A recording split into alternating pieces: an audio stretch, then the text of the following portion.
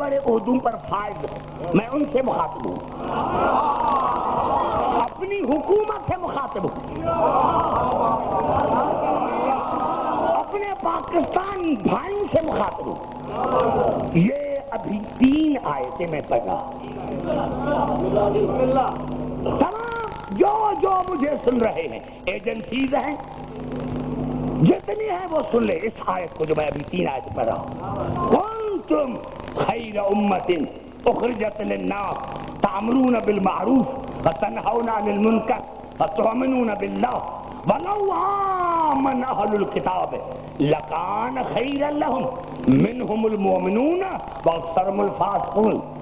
اللہ کن ہستوں سے مخاطب ہے؟ تم کتنی بہترین امت ہو، تم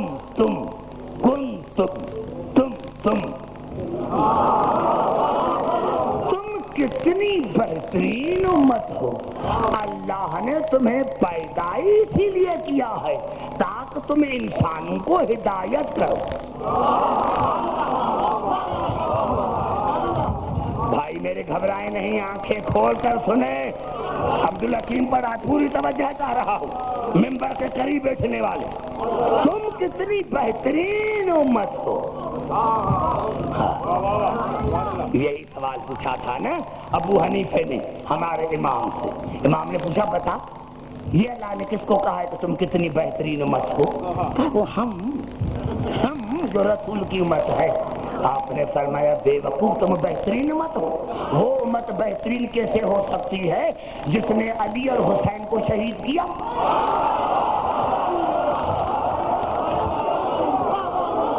پوری توجہ چاہ رہا ہوں میرے دوستو، یہ ہو تم انسانوں کے امام، یہ بنے ہو تم کہ تم ہو بہترین۔ یہ رسول کی امت بہترین امت ہے جس نے علی کو اور اس کی اولاد کو شہید کر دیا۔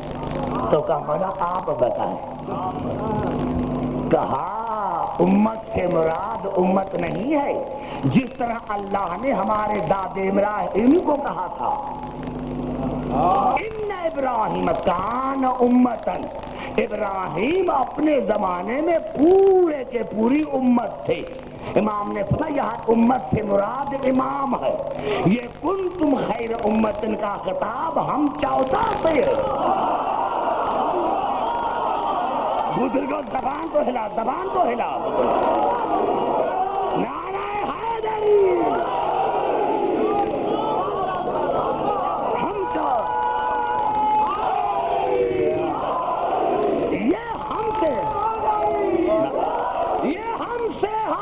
جو جہاں جا رہا ہو جائے نہ ان 3 آیتوں کو سن کر پھر چلا جائے۔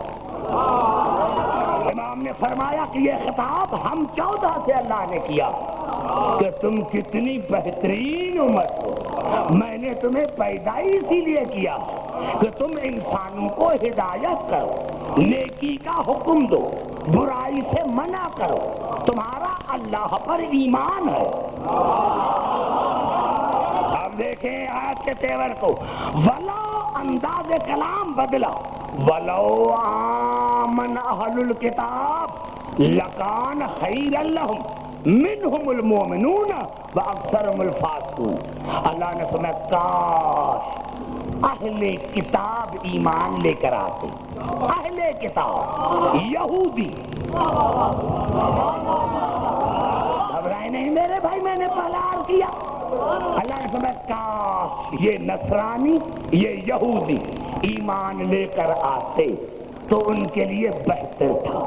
اللہ نے ان میں سے تھوڑے مومن ہوں گے، اکثریت فاسقوں کی۔ اہل کتاب میں سے تھوڑے مومن ہوں گے، باقی اکثریت جو ہے وہ فاسقین کی ہے۔ پہلی آیت ختم، دوسری شروع ہوئی، لن یضروکم الا اذى وَإِن يُقَاتِلُوكُمْ يُوَلُّوكُمُ الْأَدْبَارَ ثُمَّ لَا يُنصَرُونَ۔ اے میرے رسول، اے میرے حبیب، آپ یہودیوں سے گھبرائیں نہیں۔ گھبرا کیوں گئے میرے بھائی؟ قرآن میں پڑھ رہا ہوں، میں سیاسی بندہ تو ہوں نہیں۔ لن يضروكم إلا أذى. اے میرے بھائی، اے میرے رسول، یہ یہودی تمہارا کوئی نقصان نہیں کر سکیں گے، تھوڑی سی تمہیں تکلیف دیں گے لیکن نقصان کچھ نہیں کر سکیں گے.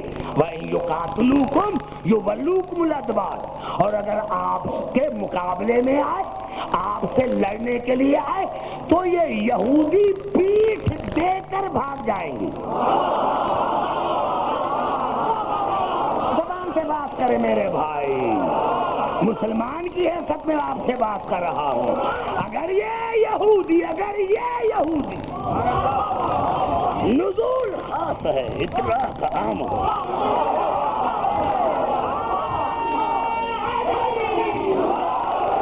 اگر یہ یہودی آپ کے مقابلے میں آئے تو یہ یہودی پیٹ دے کر بھاگ جائیں گے، ان کی کوئی مدد نہ کی جائے گی. دوسری آیت ختم ہوئی، تیسری شروع ہو رہی. ضربت علیہم ذلت اینما ثقفوا، میرے حبیب یہ جہاں بھی ہوں گے ان پر ذلت کی مار پڑتی رہے گی. سر نہ ہلائے میرے پڑھے لکھے بھائی، آپ نے سر ہلایا تو عبد الحکیم کہاں جائے گا؟ میرے حبیب ان یہودیوں پر جہاں بھی رہیں گے، ان پر ذلت کی مار پڑتی رہے گی. الا بحبل من اللہ وحبل من الناس. اب اس موسم کا ترجمہ یہ ہے کہ سوائے ان کے جو اللہ کے حفاظت میں آئے یا علی کی حفاظت میں آئے. حبل اللہ سے مراد ہے اللہ، اور حبل من الناس سے مراد ہے علی کی ذات. اب جو بھی ترجمہ کر بات کو چھوڑ دیں. سوائے ان کے جہاں بھی یہ یہودی ہوں گے ان پر ذلت کی مار پڑتی رہے گی. سوائے ان کے جو اللہ کے امان میں آئیں گے. وَبَاءُوا بِغَضَبٍ مِّنَ اللَّهِ وَضُرِبَتْ عَلَيْهِمُ الْمَسْكَنَةُ، اور ان پر اللہ کا غضب ہے. اور جہاں بھی ہوں گے ان پر رزق کی تنگی ہوگی.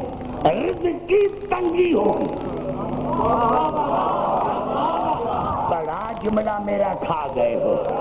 ذالک بأن الذین کانوا یکفرون بآیات اللہ ویقتلون الانبیاء بغیر حق. یہ اسی لیے ہے کہ ان یہودیوں نے ہمیشہ میری آیتوں کا انکار کیا تھا اور میرے انبیاء کو ناحق قتل کیا تھا. آؤ قرآن کی آیت ہے، آؤ قرآن کی آیت ہے کہ میرے حبیب اگر یہ یہودی آپ کے مقابلے میں آئے تو پیٹھ دے کر بھاگیں گے، ان پر ذلت کی مار پڑتی رہے گی، ان پر معاشی تنگی ہوگی، یہ بھوکے مریں گے. قرآن کی آیت ہے، لیکن آج بھی دیکھ رہے ہیں کہ سپر طاقت تم اسی کو مان رہے ہو.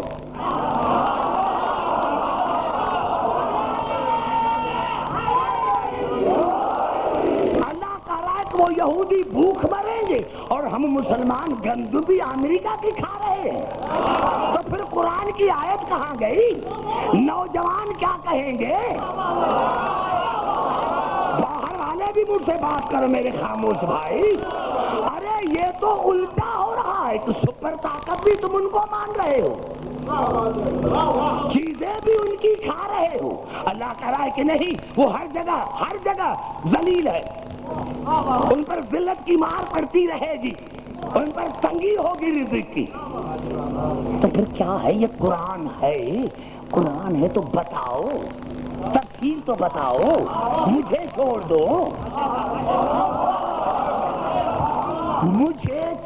دو. ارے میں تو دیکھ رہا ہوں کہ خیبر سے لے کر آج تک مسلمان یہودیوں کو پیٹ دے کر بھاگ رہے ہیں.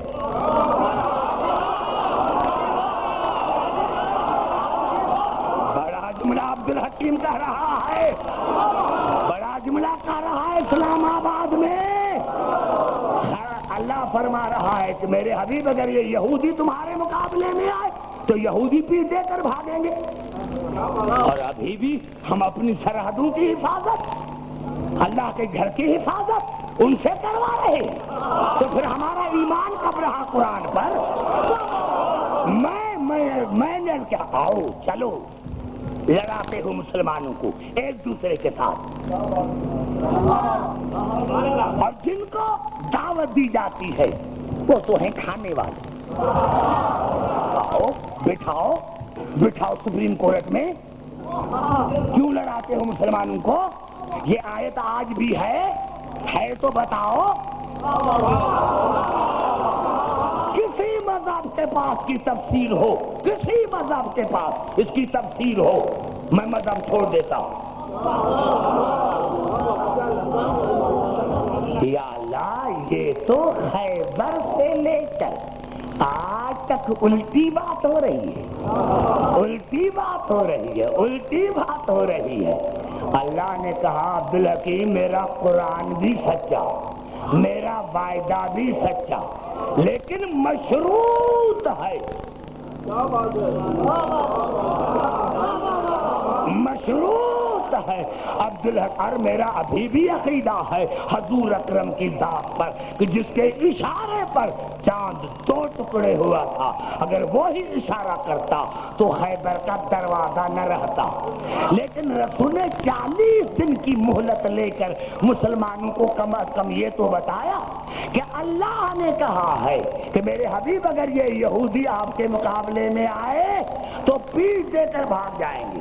یعنی یہودی کی ڈیفینیشن یہ ہے جو مومن کو پیٹھ دے کر بھاگے اس کو کہتے ہیں قرآن کی اصطلاح میں یہودی۔ نعرہ حیدری ہے، سمجھنے کی کوشش کریں میں کیا کہنا چاہتا ہوں۔ کل یہ نہ کہنا کہ عبدالحکیم نے کیا کہا تھا، پتا چلا قرآن کی اصطلاح میں یہودی اسے کہتے ہیں جو مومن کو پیٹ دے کر بھاگے۔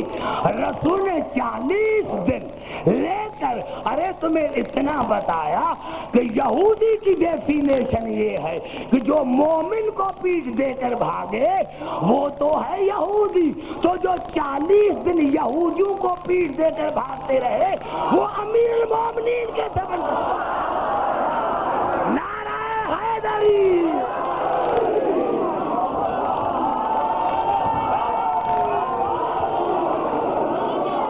کیوں ہلا رہے ہیں؟ سمجھ میں بات نہیں ہے۔ نعرہ حیدری۔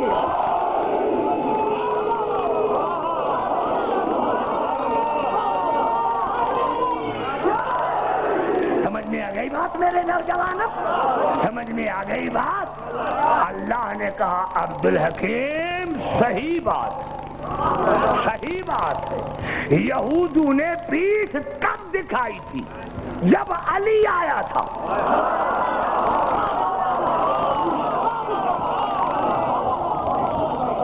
میرے سنی شیعہ بھائی آئیے پھر چلتا ہوں بخاری کی طرف۔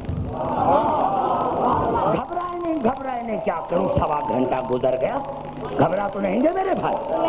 سمجھ میں آ رہی ہے بات؟ میں نے کیا کیا میرے دوستو، حضور اکرم نے ایک حدیث کہی جو بخاری شریف میں ہے، کاش خدا کرے آپ سارے پڑھے لکھے حضرات ہیں میں آپ کے ذہن تک پہنچ سکوں۔ جو رسول نے کہا تھا اس حدیث میں ماضی بھی ہے، حال بھی ہے، مستقبل بھی ہے۔ میرے بھائی رسول نے کیا کہا تھا؟ متفق علیہ حدیث ہے، سب نے لکھا، کوئی ایسا محدث نہیں، کوئی ایسی